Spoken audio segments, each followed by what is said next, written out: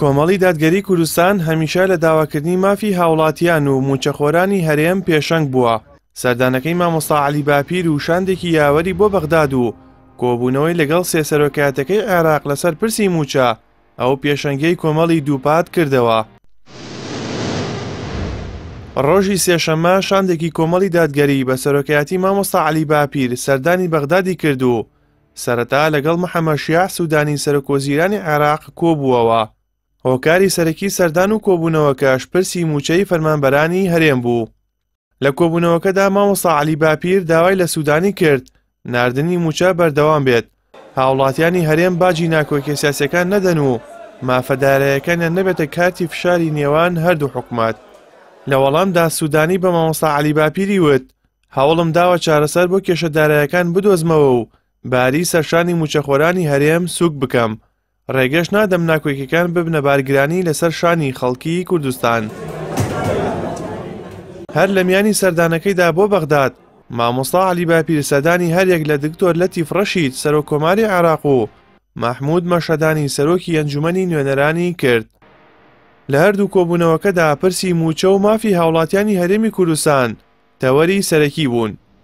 جێی ئاماژەیە لەو سەردانەدا سۆران عومەر سەرۆکی فراکسیۆنی کۆمەڵ لە ئەنجومەنی نوێنەرانی عێراق کە ئەندامی شاندەکەی کۆمەڵی دادگەری بوو نووسراوێکی ئاڕاستەی سوودانی کرد کە سێ داواکاری لە پێناو هاوڵاتیان و موچەخۆرانی هەرێم لەخۆگرتبوو.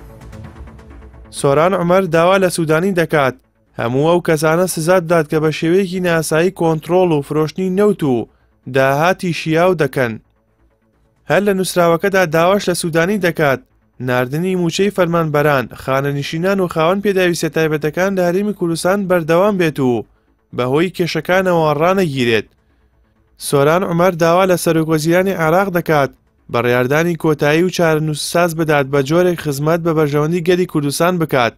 ئەمە جگە لە کارکردن بۆ جاکردنەوەی پرسی موچە لە ناکۆکیە سیاسیەکانی نێوان هەردوو حکومەت. سەردانی شاندەکەی کۆمەڵ بە سەرۆکاتی مامۆستا عەلی باپیر لە ساتەوەختێکی هەستیاردا بوو بەتایبەت کە کێشەی دواکەوتنی موچەی موچەخۆرانی هەرێم بەردەوامە و خەڵکی کوردستان لە دۆخێکی سەختی داراییدا ژیان دەگوزەرێنن.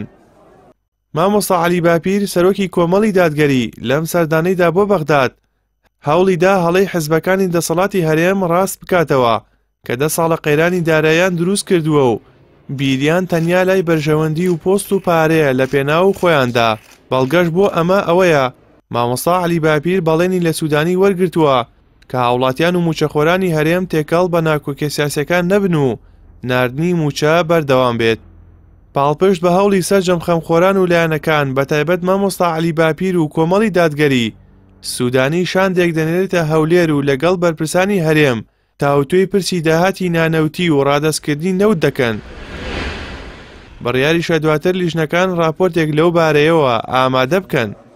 ئەم سەردانەی مامۆستا عەلی باپیر بۆ بەغداد ئەوە دووپات دەکاتەوە کۆمەڵی دادگەری هەم لە ڕێی حیزب و هەمیش لە ڕێی میدیاوە هەمیشە لە بەرەی خەڵک بووە و هیچ کاتێک خۆی جا نەکردوێتەوە بەبێ هیچ موزادەیەک و بەرژەوەندێکی حیزبی یان کەسی هەمیشە هەوڵی مسۆگەرکردنی قوتی هاوڵاتیانی هەرێمی داوە.